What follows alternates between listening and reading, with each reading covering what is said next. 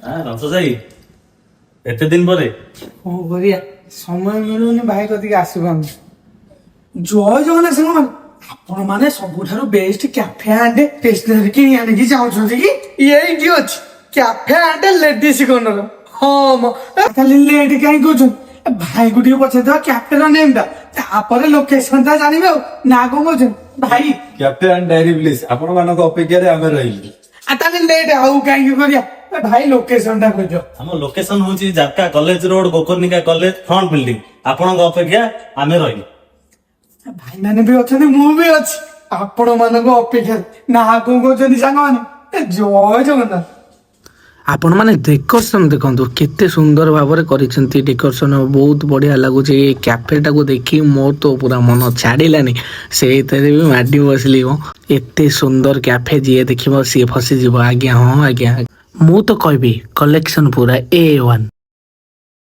ଏଇ ଯୋଉ ଆମର ପିଜ୍ଜା ଓ ଟପ୍ ଲେଭେଲର, ବହୁତ ବଢ଼ିଆ ଲାଗିଲା। ଟେଷ୍ଟ ବି କରିଛି, ବହୁତ ବଢ଼ିଆ ଲାଗିଲା। ଆପଣମାନେ ବି ଥରେ ଟ୍ରାଏ କରିବେ ନିହାତି।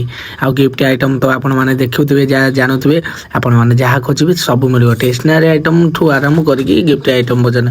ଷ୍ଟେସନାରୀରେ ଚୁଡ଼ି ଆଣ୍ଡ ନେକଲେସ୍ ବଢ଼ିଆ, ବହୁତ ବଢ଼ିଆ ଥିଲା। ନେକଲେସ୍ ଆଇଟମ୍ ବହୁତ ବଢ଼ିଆ କଲେକ୍ସନ୍ ଅଛି। ଆଉ ଆପଣମାନେ ଦେଖିବେ ଯଦି ଏ ତ ଲେଡ଼ିସ୍ ଆଇଟମ୍ ବହୁତ ଅଛି, କିଡ୍ସ ଆଇଟମ୍ ବହୁତ ଅଛି।